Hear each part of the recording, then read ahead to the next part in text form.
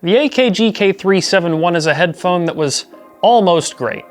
So let's find out what went right and what went wrong.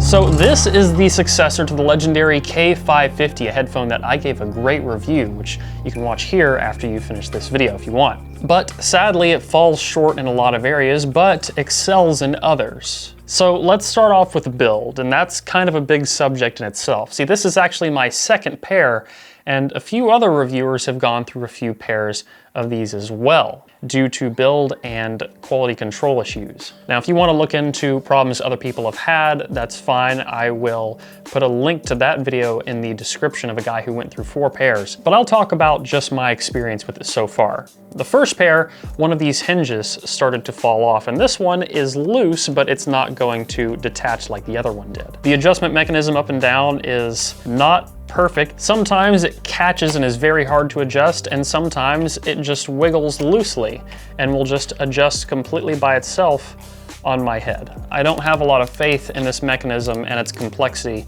and doesn't seem like it's going to be very durable to me, which is unfortunate because the K550 was an absolute tank, one of the best built headphones I'd ever held.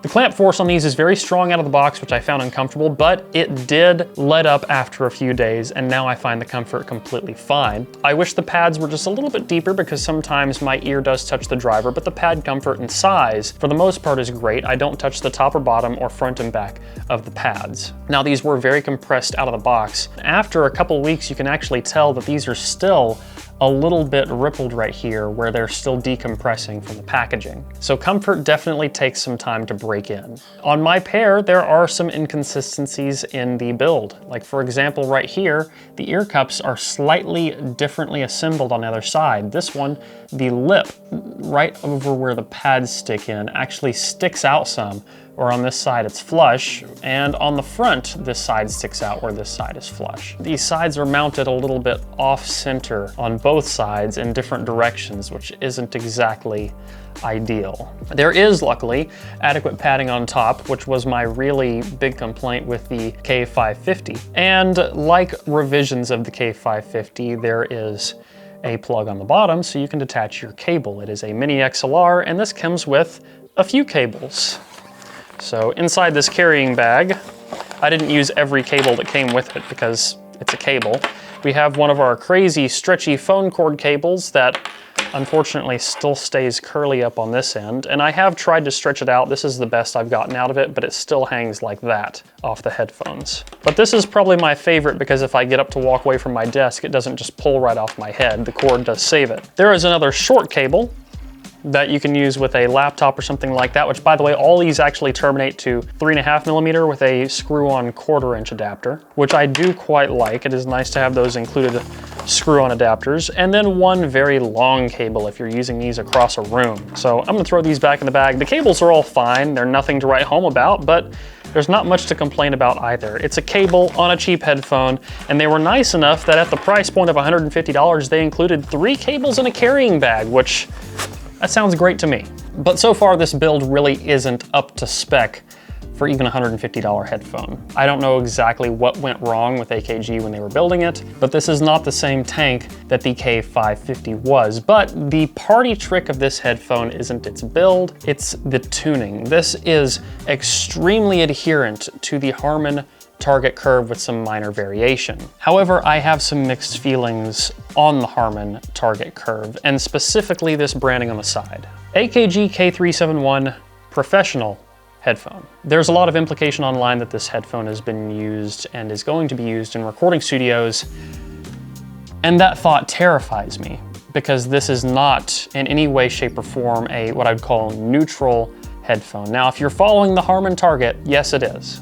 But I just, I've spent a lot of time in studios and I don't see this as a competent studio headphone if you're concerned with frequency response, or I guess build, but we'll set that aside for now because that's going to vary from unit to unit. I have a frequency response graph. I've done several measurements and I have one on my phone, so I'm going to look at that real quick. There is a massive, massive bass shelf. The low end on this is, if you're a bass head, excellent. The sub bass just continues and continues to rise, and around 200 hertz is where this starts to roll off. Now, that roll off around 200 hertz, settles out again around 500 or 600 hertz, but this is like an 8 decibel drop all of a sudden, and it makes the headphones sound extremely bassy. We go up again a few decibels around 1 kilohertz and then drop 17 decibels down to 4K. 17 decibels is a lot. As a result, and this does go back up to the same level it was at 1 kilohertz between 8 and 10 kilohertz. So we do get some of our treble back, but that 17 decibel dip at 4 kilohertz. Professional headphone. This makes the treble, specifically the lower treble, sound very, very, very, very, very sucked out. Vocals are extremely distant. It's like someone just like chiseled out a massive chunk of the frequency response, and I'll give it to AKG. It does not sound harsh at all. This thing is not sibilant. You cannot pull sibilance out of this headphone. But where is it? Where's my treble?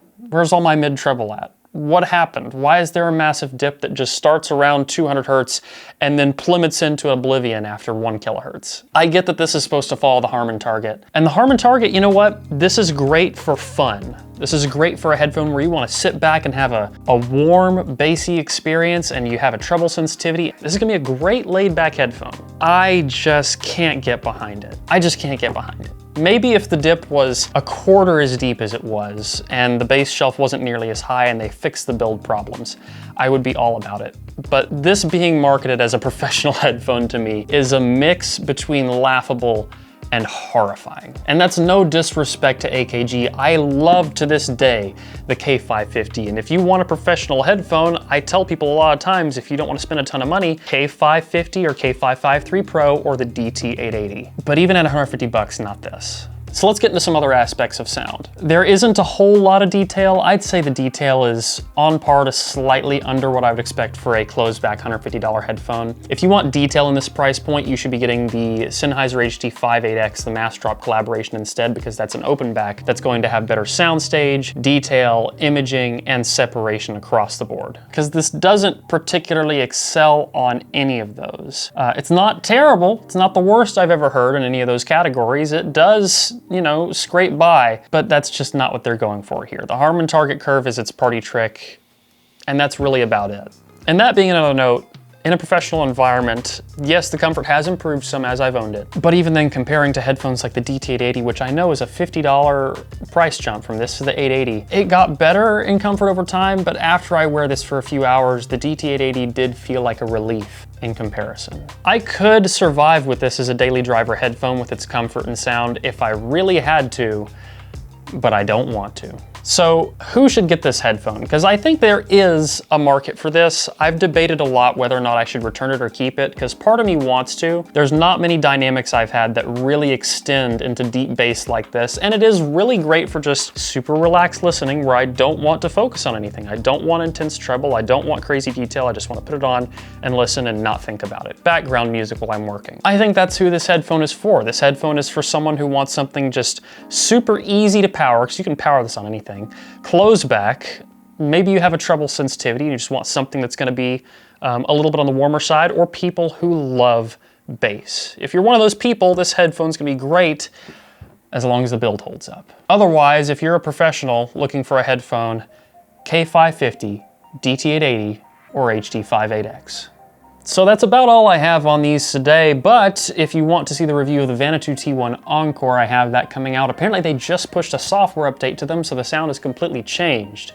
So make sure you stick around and subscribe because you don't want to miss that. But that wraps up my review of the AKG K371. So if you like this video, please leave a like down below and a comment letting me know what you want to see in the future. If you want to get notifications for videos like this, you can ring the bell icon and don't forget to stick around and subscribe.